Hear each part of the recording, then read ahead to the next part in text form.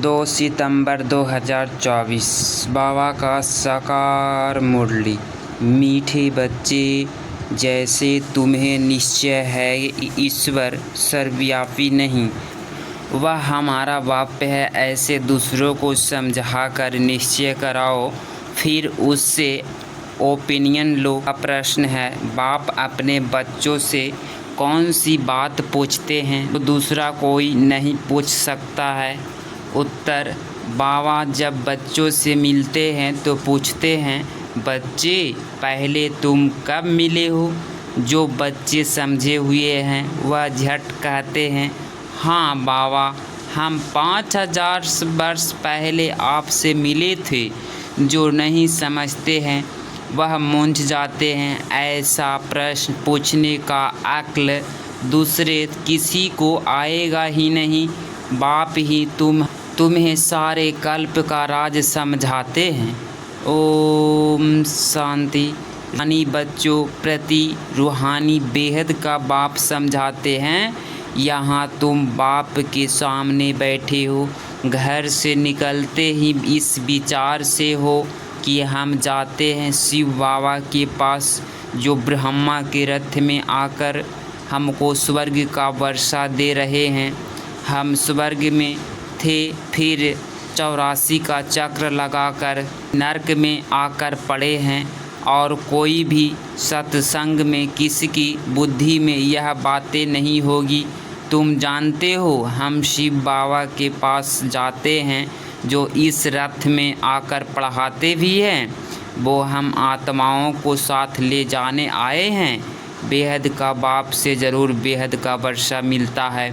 तो बाप ने समझाया है कि मैं सर्वव्यापी नहीं हूँ। सर्वव्यापक तो 5 विकार है, तुम्हारे में भी 5 विकार है, इसीलिए तुम महान दुखी हुए हो। अब ईश्वर सर्वव्यापी नहीं है, यह ओपिनियन ज़रूर लिखवाना है। तुम बच्चों को तो पक्का निश्चय है कि ईश्वर बाप सर्वव्यापी नहीं है।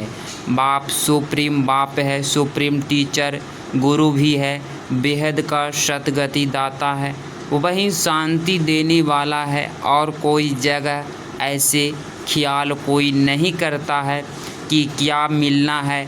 सिर्फ कनरस, रामायण, गीता आदि जाकर सुनते हैं, बुद्धि में अर्थ कुछ नहीं। आगे हम परमात्मा सर्वव्यापी कहते थे, अब बाप समझाते हैं यह तो झूठ है, बड़ी ग्लानि की बात है। तो यह ओपिनियन जिनसे तुम ओपनिंग आदि कराते हो वह लिखते हैं, ब्रह्मा कुमारी अच्छा काम करती है, बहुत अच्छी समझानी देती है, ईश्वर को प्राप्त करने का रास्ता बताती है। इससे लोगों के दिल पर सिर्फ अच्छा असर पड़ता है। बाकी यह ओपिनियन कोई भी नहीं लिख कर देते कि दुनिया भर में जो मनुष्य कहते हैं ईश्वर सर्वव्यापी है, यह बड़ी भूल है। ईश्वर तो बाप टीचर गुरु है, एक तो मुख्य बात है यह। दूसरा फिर ओपिनियन चाहिए कि इस समझानी से हम समझते हैं गीता का भगवान श्री कृष्ण नहीं है। भगवान कोई मनुष्य या देवता को नहीं कहा जाता है। भगवान एक है, बाप एक हैं, उस बाप से ही शांति और सुख का वर्षा मिलता है। ऐसे ओपिनियन लेना है। अभी जो तुम ओपिनियन लेते हो वह कोई काम की नहीं लिखते हैं। हाँ, इतने लिखते हैं कि यहाँ शिक्षा बहुत अच्छी देते हैं। बाकी मुख्य बात जिसमें ही तुम्हारी विजय होनी है वह लिखाओ कि यह ब्रह्मा कुमारी सत्य कहती है कि ईश्वर सर्वव्यापी नहीं है। वह तो बाप है, वह गीता का भगवान है। बाप आकर भक्ति मार्ग से छुड़ाए ज्ञान देते हैं। यह भी ओपिनियन ज़रूरी है कि पतित पावनी पानी की गंगा नहीं, परंतु एक बाप है। ऐसी ओपिनियन जब लिखे तुम्हारी विजयी हो। अभी टाइम पड़ा है, अभी तुम्हारी जो सर्विस चलती है इतना खर्चा होता है। यह तो तुम बच्चे ही 1-2 को मदद करते हो, बाहर वाले को तो कुछ पता ही नहीं। अपने तन मन धन से खर्चा कर अपने लिए राजधानी स्थापना करते हो। जो करेगा वह पाएगा, जो नहीं करते वह पाएंगे भी नहीं। कल्प कल्प तुम ही करते हो, तुम ही निश्चय बुद्धि होते हो। तुम समझते हो कि बाप भी है, टीचर भी है, गीता का ज्ञान भी, यथार्थ रीति सुनाते हैं। भक्ति मार्ग में भल गीता सुनते आए, परंतु राज्य थोड़े ही प्राप्त किया है। ईश्वरीय मत से बदलकर आसुरी मत हो गई। कैरेक्टर्स बिगड़ते पतित बन पड़े। कुंभ के मेले में पर कितने मनुष्य करोड़ों की अंदाज में जाते हैं। जहाँ जहाँ पानी देखते वहाँ जाते हैं, समझते हैं पानी से ही पावन भोगे। अब पानी तो जहाँ तहाँ नदियाँ से आता रहता है, इससे कोई पावन बन सकता है क्या? क्या पानी में स्नान करने से हम पतित से पावन बन देवता बन जाएंगे?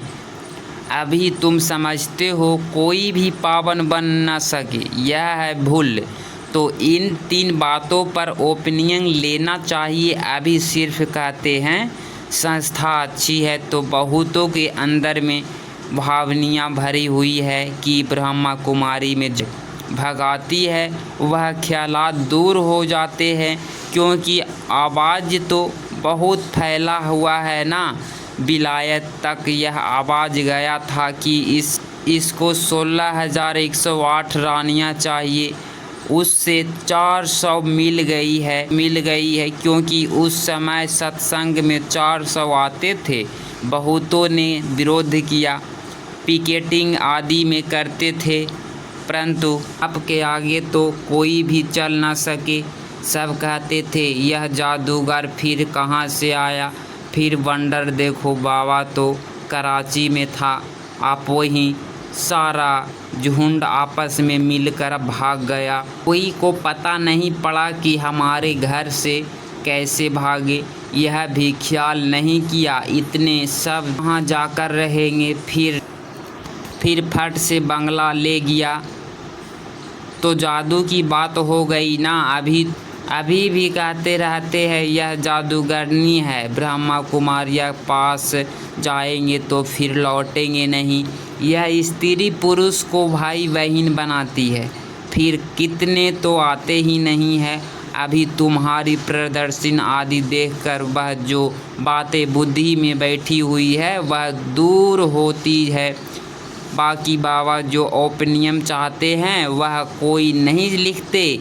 बाबा को वह ओपिनियन चाहिए, यह लिखे कि गीता का भगवान श्री कृष्ण नहीं है। सारी दुनिया समझाती है श्री कृष्ण भगवानुवाच, परंतु श्री कृष्ण तो पूरे 84 जन्म लेते हैं। शिव बाबा है पुण्य जन्म रहित। तो इसमें बहुतों की ओपिनियन चाहिए। गीता सुनने वाले तो ढेर के ढेर है। फिर देखेंगे यह तो अखबार में भी निकल पड़ा है, गीता का भगवान परम पिता परमात्मा शिव है, वहीं बाप टीचर सर्व का सतगति दाता है, शांति और सुख का वर्षा फिर सिर्फ उससे मिलता है।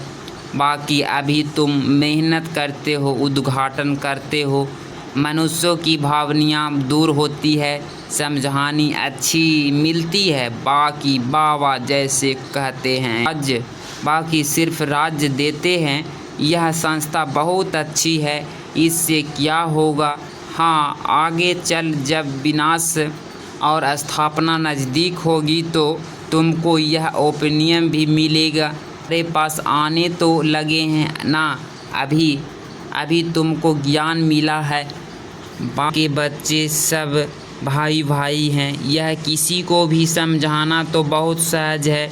सब आत्माओं का बाप एक सुप्रीम बाबा है, उस हद का पद भी मिलना चाहिए। 5,000 वर्ष पहले तुमको मिला था। वो लोग कलयुग की आयु लाखों वर्ष कह देते हैं, तुम 5,000 वर्ष कहते हो, कितना फ़र्क है। बाप समझाते हैं 5,000 वर्ष पहले विश्व में शांति थी। यह एम ऑब्जेक्ट सामने खड़ी है, इसके राज्य में विश्व की शांति थी। यह राजधानी हम फिर स्थापना कर रहे हैं। सारे विश्व की सुख शांति थी, कोई दुख का नाम नहीं था। अभी तो अपार दुख है। हम यह सुख शांति का राज्य स्थापना कर रहे हैं अपने ही तन मन धन से। गुप्त रीति बाप भी गुप्त हैं, नॉलेज भी गुप्त है, तुम्हारा पुरुषार्थ भी गुप्त है। इसीलिए बाबा गीत कविताएं आदि भी पसंद नहीं करते हैं। वही मार्ग यहाँ तो चुप रहना है, शांति से चलते फिरते बाप को याद करना है और सृष्टि चक्र बुद्धि में फिराना है। अभी तुम्हारा यह अंतिम जन्म है, तुम्हारी पुरानी दुनिया में, फिर हम नई दुनिया में पहला जन्म लेंगे। आत्मा पवित्र जरूर चाहिए। अभी तो सब आत्माएं पतित है, को पवित्र बनाने के लिए बाप के योग्य से लगाते हो। बाप खुद कहते हैं, बच्चे देह सहित देह के सब संबंध छोड़ो, बाप नई दुनिया तैयार कर रहे हैं, उसको याद करो तो तुम्हारे पाप कट जाएंगे। अरे बाप जो तुमको विश्व की बादशाही देते हैं, ऐसे बाप को जो तुम भूल कैसे जाते हो। वह कहते हैं, बच्चे यह अंतिम जन्म सिर्फ पवित्र बनो। अब इस मृत्यु लोक का विनाश सामने खड़ा है। यह विनाश भी हूबहू 5000 वर्ष पहले ऐसे ही हुआ था। यह तो स्मृति में आता है ना। अपना राज्य था तो दूसरा कोई धर्म नहीं था। बाबा के पास कोई भी आता तो उससे पूछता हूँ, आगे कब मिले हो। कोई तो कुछ समझते हुए भी वह झट कह देते हैं 5000 वर्ष पहले। कोई नए आते तो मूंझ पड़ते हैं। बाबा समझ जाते हैं कि ब्राह्मणी ने समझाया नहीं है। फिर कहता हूँ, सोचो तो समृद्धि आती है। यह बात और कोई पूछ ना सके, पूछने का अक्ल आएगा नहीं। वह क्या जाने, इन बातों से आगे चलकर तुम्हारे पास बहुत आकर सुनेंगे। जो इस कुल के होंगे, दुनिया बदलनी तो ज़रूर है। चक्र का राज तो समझा दिया, अब नई दुनिया में जाना है। इस पुरानी दुनिया को भूल जाओ। बाप नया मकान बनाते हैं तो बुद्धि उसमें चली जाती है। पुराने मकान में फिर ममत्व नहीं रखता है। यह फिर है बेहद का बात। बाप नई दुनिया स्वर्ग स्थापना कर रहे हैं। इसीलिए अब इस पुरानी दुनिया को देखते हुए भी नहीं देखो, मतलब नई दुनिया में रहो। इस पुरानी दुनिया में वैराग्य, यह तो हठयोग से हद का संन्यास कर जंगल में जाकर बैठते हैं। तुम्हारा तो है सारी दुनिया पुरानी दुनिया। अगर इसमें तो अपार दुख है। नई सतयुग दुनिया में अपार सुख है तो ज़रूर उसको याद करेंगे। यहाँ सब दुख देने वाला है। माँ बाप आदि सब विकारों में फंसा देंगे। काम महाशत्रु है, उसको जीतने से ही तुम जगत जीत बनेंगे। यह राजयोग बाप सिखलाते हैं, जिससे हम यह पद पाते हैं। बोलो, हमको स्वप्न में भगवान कहते हैं, पावन बनो तो स्वर्ग की रजाई मिलेगी। तो अब मैं एक जन्म अपवित्र बन अपनी रजाई गवाऊंगी थोड़े ही। इस पवित्रता की बात पर ही झगड़ा चलता है। द्रौपदी ने भी पुकारा, यह दुशासन हमको नगण्य करते हैं। यह भी खेल दिखाते हैं कि द्रौपदी को श्री कृष्ण कैसे साड़ियाँ देते हैं। अब बाप बैठ समझाते हैं कि कितनी दुर्गति हो गई है। अपार दुख है ना। सतयुग में अपार सुख था। मैं आया हूँ अनेक अधर्म का विनाश, एक धर्म सत्य धर्म की स्थापना करने। तुमको राज्य भाग्य देकर वानप्रस्थ में चले जाएंगे। आधा कल फिर मेरी दरकार ही नहीं पड़ेगी। तुम अभी याद भी नहीं करेंगे। तो बाबा समझते हैं तुम्हारे लिए जो उसके मन में उल्टा वाइब्रेशन है वह निकाल कर ठीक हो रहा है। बाकी मुख्य बात है, ओपिनियन लिखा तो ईश्वर सर्वव्यापी नहीं है। उसने तो आकर राजयोग सिखाया है। पतित पावन भी बाप है। पानी की नदियाँ थोड़े ही पावन बना सकेगी। पानी तो सब जगह होता है। अब आप कहते हैं अपने को आत्मा समझो, देह सहित देह के सब संबंध छोड़ो। आत्मा ही एक शरीर छोड़ दूसरा लेती है। फिर वह कह देते हैं आत्मा निपेल है, आत्मा सो परमात्मा। यह है भक्ति मार्ग की बातें। बच्चे कहते हैं बाबा याद कैसे? अरे अपने को आत्मा तो समझते हो ना, आत्मा कितनी छोटी बिंदी है, उसका बाप ही इतना छोटा होगा। वह पुण्य जन्म में नहीं आता है, यह बुद्धि में ज्ञान है। बाप याद क्यों नहीं आएगा? चलते फिरते बाप को याद करो, अच्छा बड़ा रूप में समझो बाप का। तो याद तो एक को तुम्हारे पाप कट जाएं और कोई उपाय नहीं। जो समझाते हैं वह कहते हैं बाबा आपकी याद से हम पावन दुनिया में विश्व की मालिक बनते हैं, तो हम क्यों नहीं याद करेंगे? एक दो को भी याद दिलाना है तो पाप कट जाए। अच्छा मीठे मीठे सिकी लधे बच्चों प्रति माता पिता बाप दादा का याद प्यार और गुड मॉर्निंग। रूहानी बाप की रूहानी बच्चों को नमस्ते नमस्ते। धारणा के लिए मुख्तार पॉइंट नंबर फर्स्ट, जैसे बाप और नॉलेज गुप्त है ऐसे पुरुषार्थ भी गुप्त करना है। गीत कविताओं आदि के बजाय चुप रहना अच्छा है। शांति में चलते फिरते बाप को याद करना है। पॉइंट नंबर 2, पुरानी दुनिया बदल रही है, इसीलिए इससे ममत में निकाल देना है। इसे देखते हुए भी नहीं देखना है कि नई दुनिया में लगानी है। आज बाबा का मीठे वरदान, ब्राह्मण जन्म की विशेषता को नेचर बनाने वाले सहज पुरुषार्थी भव, इसका स्पष्टीकरण किया गया। ब्राह्मण जन्म भी विशेष, ब्राह्मण धर्म और कर्म भी विशेष अर्थात सर्वश्रेष्ठ है, क्योंकि ब्राह्मण कर्म में फलो साकार ब्रह्मा बाप को करते हैं, साकार ब्रह्मा बाप को करते हैं। कर्म को फलो साकार ब्रह्मा बाप को कहते हैं, तो ब्राह्मणों की नेचर भी विशेष नेचर है। साधारण वह मायावी नेचर ब्राह्मणों की नेचर नहीं, सिर्फ यही मैं विशेष आत्मा हूँ। यह नेचर जब नेचुरल हो जाएगी तब बाप समान बनना सहज अनुभव करेंगे। स्मृति स्वरूप को समर्थी स्वरूप बन जाएंगे। यह सहज पुरुषार्थ है। आज का स्लोगन है पवित्रता और शांति की लाइट चारों ओर फैलाने वाले ही लाइट हाउस है। पवित्रता और शांति की लाइट चारों ओर फैलाने वाले ही लाइट हाउस है। अगर इस चैनल पे आप डेली मोडली सुनते हैं तो चैनल को ज़रूर सब्सक्राइब करें। ओम शांति।